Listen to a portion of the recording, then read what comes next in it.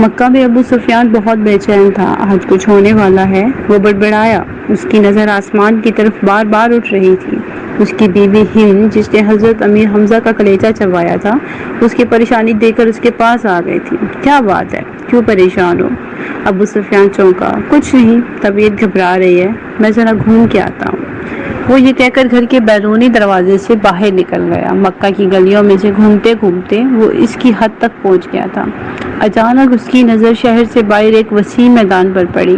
ہزاروں مشعلیں روشن تھیں، لوگوں کی چہل پہل ان کی روشنی میں نظر آ رہی تھی، اور بنبناہٹ کی آواز تھی، جیسے سینکڑوں لوگ دھیمی آواز میں کچھ پڑھ رہے ہوں۔ اس کا دل دھک سے رہ گیا۔ اس نے فیصلہ کیا کہ وہ قریب جا کر دیکھے گا کہ یہ کون لوگ ہیں۔ اتنا تو وہ سمجھ ہی چکا تھا کہ مکے کے لوگ تو غافلوں کی نیند سو رہے ہیں، اور یہ لشکر یقیناً مکہ پر چڑھائی کے لیے ہی آیا ہے۔ وہ جاننا چاہتا تھا کہ یہ کون ہے۔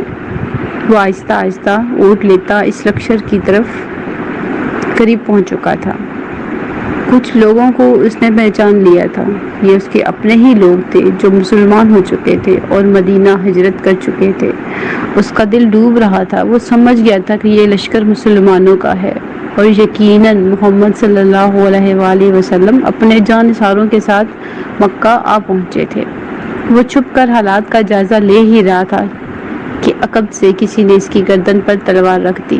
اس کا اوپر کا سانس اوپر اور نیچے کا نیچے رہ گیا تھا۔ لشکر کے پہرے داروں نے اسے پکڑ لیا تھا، اور اب اسے بارگاہ محمد صلی اللہ علیہ وآلہ وسلم میں لے جایا جا رہے تھے۔ اس کا ایک قدم کئی من کا ہو چکا تھا۔ ہر قدم پر اسے اپنے کرتوت یاد آ رہے تھے۔ جنگ بدر، احد، خندق، خیبر، سب اس کی آنکھوں کے سامنے ناچ رہی تھی۔ اسے یاد آ رہا تھا کہ اسے کیسے سرداران مکہ کو اکٹھا کیا تھا، محمد صلی اللہ علیہ وسلم کو قتل کرنے کے لیے کیسے نجاشی کے دربار میں جا کر تقریر کی تھی، یہ مسلمان ہمارے غلام اور باغی میں ان کو ہمیں واپس دو۔ کیسے اس کی بیوی ہندا نے امیر حمزہ کو اپنے غلام حبشی کے ذریعے شہید کروا کر ان کا سینہ چاک کر کے ان کا کلیجہ نکال کر چبایا، اور ناک اور کان کاٹ کر گلے میں ہار بنا کر ڈالے تھے، اور اب اسے محمد صلی اللہ علیہ وسلم کے سامنے پیش کیا جا رہا تھا۔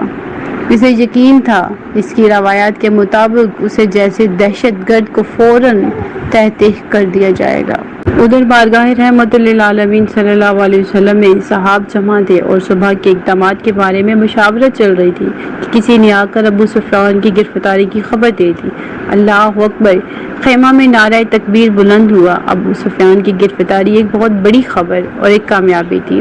خیمہ میں موجود عمر بن خطاب اٹھ کر کھڑے ہوئے اور تلوار کو میان سے نکال کر انتہائی جوش کے عالم میں بولے، اس بدبخت کو قتل کر دینا چاہیے۔ شروع سے سارے فساد کی جڑ یہی رہا ہے۔ چہرہ مبارک رحمت للعالمین صلی اللہ علیہ وسلم پر تبسم نمودار ہوا، اور ان کی دلوں میں اترتی ہوئی آواز گونجی، بیٹھ جاؤ عمر، اسے آنے دو۔ عمر بن خطاب آنکھوں میں غیظ لیے حکم رسول صلی اللہ علیہ وسلم کی اطاعت میں بیٹھ تو گئے، لیکن ان کے چہرے کی سرخی بتا رہی تھی کہ ان کا بس چلتا تو ابو سفیان کے ٹکڑے ٹکڑے کر ڈالتے۔ اتنے میں پہرے داروں نے بارگاہ رسالت صلی اللہ علیہ وسلم میں حاضر ہونے کی اجازت چاہی۔ اجازت ملنے پر ابو سفیان کو رحمت للعالمین کے سامنے اس حال میں پیش کیا گیا کہ اس کے ہاتھ اس کے امامے سے اس کی پشت پر باندھے ہوئے تھے۔ چہرے کی رنگت پیلی پڑ چکی تھی، اور اس کی آنکھوں میں موت کے سائے لہرا رہے تھے۔ لبھائے رسالت مآب صلی اللہ علیہ وسلم اور اصحاب رضی اللہ تعالیٰ نے ایک عجیب جملہ سنا، اس کے ہاتھ کھول دو اور اس کو پانی پلاؤ، بیٹھ جاؤ ابو سفیان۔ ابو سفیان ہارے ہوئے جواری کی طرح گرنے کے انداز میں خیمہ کے فرش پر بچھے قالین پر بیٹھ گیا۔ پانی پی کر اس کو کچھ حوصلہ ہوا تو نظر اٹھا کر خیمہ میں موجود لوگوں کی طرف دیکھا۔ عمر بن خطاب کی آنکھیں غصہ سے سرخ تھیں۔ ابو بکر بن قحافہ کی آنکھوں میں اس کے لیے افسوس کا تاثر تھا۔ عثمان بن عفان کے چہرے پر عزاداری کی ہمدردی اور افسوس کا ملا جلا تاثر تھا۔ علی ابن ابو طالب کا چہرہ سپاٹ تھا۔ اس طرح باقی تمام اصحاب کے چہروں کو دیکھتا دیکھتا آخر اس کی نظر محمد صلی اللہ علیہ وسلم کے چہرہ مبارک پر آ کر ٹھہر گئی، جہاں جہالت اور رحمت کی خوبصورت امتزاج کے ساتھ کائنات کی خوبصورت ترین مسکراہٹ تھی۔ کہو ابو سفیان کیسے آنا ہوا؟ ابو سفیان کے گلے میں جیسے آواز ہی نہیں رہی تھی۔ بہت ہمت کر کے بولا، میں اسلام قبول کرنا چاہتا ہوں۔ عمر بن خطاب ایک بار پھر اٹھ کھڑے ہوئے۔ یا رسول اللہ صلی اللہ علیہ وسلم، یہ شخص مکاری کر رہا ہے، جان بچانے کے لیے اسلام قبول کرنا چاہتا ہے۔ مجھے اجازت دیجیے، میں آج اس دشمن ازلی کا خاتمہ کر ہی دوں۔ ان کے منہ سے کف جاری تھا۔ بیٹھ جاؤ عمر، رسالت مآب صلی اللہ علیہ وسلم نے نرمی سے پھر فرمایا۔ بولو ابو سفیان، کیا تم واقعی اسلام قبول کرنا چاہتے ہو؟ جج: جی یا رسول اللہ صلی اللہ علیہ وسلم، میں اسلام قبول کرنا چاہتا ہوں۔ میں سمجھ گیا ہوں کہ آپ صلی اللہ علیہ وسلم اور آپ کا دین بھی سچا ہے اور آپ کا خدا بھی سچا ہے، اس کا وعدہ پورا ہوا۔ میں جان گیا ہوں کہ صبح مکہ کو فتح ہونے سے کوئی نہیں بچا سکے گا۔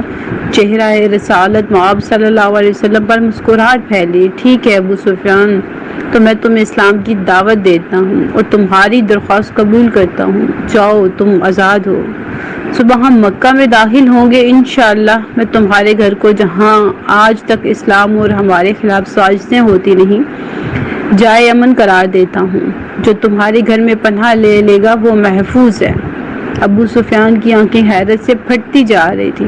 اور مکہ والوں سے کہنا، جو بیت اللہ میں داخل ہو گیا اس کو امان ہے، جو اپنی کسی عبادت گاہ میں چلا گیا اس کو امان ہے، یہاں تک کہ جو اپنے گھروں میں بیٹھ رہا ہے اس کو امان ہے۔ جاؤ ابو سفیان، جاؤ اور جا کر صبح ہماری آمد کا انتظار کرو اور کہنا مکہ والوں سے کہ ہماری کوئی تلوار میان سے باہر نہیں ہوگی، ہمارا کوئی تیر ترکش سے باہر نہیں ہوگا، ہمارا کوئی نیزہ کسی کی طرف سیدھا نہیں ہوگا جب تک کوئی ہمارے ساتھ لڑنا نہ چاہے۔ ابو سفیان نے حیرت سے محمد صلی اللہ علیہ وسلم کی طرف دیکھا اور کانپتے ہوئے ہونٹوں سے بولنا شروع کیا، اشہد اللہ الہ الا اللہ و اشہد ان محمد عبدہ و رسول۔ سب سے پہلے عمر بن خطاب آگے بڑھے اور ابو سفیان کو گلے سے لگایا۔ مرحبا اے ابو سفیان، اب سے تم ہمارے دینی بھائی ہو گئے۔ تمہاری جان مال ہمارے اوپر ویسے ہی حرام ہو گیا کہ جیسے ہر مسلمان کا دوسرے پر حرام ہے۔ تم کو مبارک ہو کہ تمہاری پچھلی ساری خطائیں معاف کر دی گئیں۔ اللہ تبارک و تعالیٰ تمہارے پچھلے گناہ معاف فرمائے۔ ابو سفیان حیرت سے خطاب کے بیٹے کو دیکھ رہا تھا۔ یہ وہی تھا جو چند لمحے پہلے جس کی آنکھوں میں اس کے لیے شدید نفرت اور غصہ تھا اور جو اس کی جان لینا چاہتا تھا، اب وہی اس کو گلے سے لگا کر بھائی بول رہا تھا۔ یہ کیسا دین ہے، یہ کیسے لوگ ہیں؟ سب سے گلے مل کر رسول صلی اللہ علیہ وسلم کے ہاتھوں پر بوسہ دے کر ابو سفیان خیمہ سے باہر نکل گیا۔ وہ دہشت گرد ابو سفیان جس کے شر سے مسلمان آج تک تھنگ تھے، ان کے درمیان سے سلامتی سے گزرتا ہوا جا رہا تھا۔ جہاں سے گزرتا اس اسلامی لشکر کا ہر فرد، ہر جنگجو، ہر سپاہی جو تھوڑی دیر پہلے اس کی جان کے دشمن تھے، اب آگے بڑھ بڑھ کر اس سے مصافحہ کر رہے تھے، اسے مبارکباد دے رہے تھے، خوش آمدید کہہ رہے تھے۔ اگلے دن مکہ شہر کے حد پر جو لوگ کھڑے تھے، ان میں سے سب سے نمایاں ابو سفیان تھے۔ مسلمانوں کا لشکر مکہ میں داخل ہو چکا تھا۔ کسی ایک تلوار، کسی ایک نیزے کی، یعنی کسی ایک تیر کی نوک پر خون کا ایک قطرہ بھی نہیں تھا۔ لشکر اسلام کو ہدایت مل چکی تھی کہ کسی کے گھر میں داخل مت ہونا، کسی کی عبادت گاہ کو نقصان مت پہنچانا، کسی کا پیچھا مت کرنا، عورتوں اور بچوں پر ہاتھ نہ اٹھانا، کسی کا مال نہ لوٹنا۔ بلال حبشی آگے آگے اعلان کرتا جا رہا تھا، مکہ والوں، رسول خدا صلی اللہ علیہ وسلم کی طرف سے آج تم سب کے لیے عام معافی کا اعلان ہے۔ کسی سے اس کے سابقہ اعمال کی باز پرس نہیں کی جائے گی۔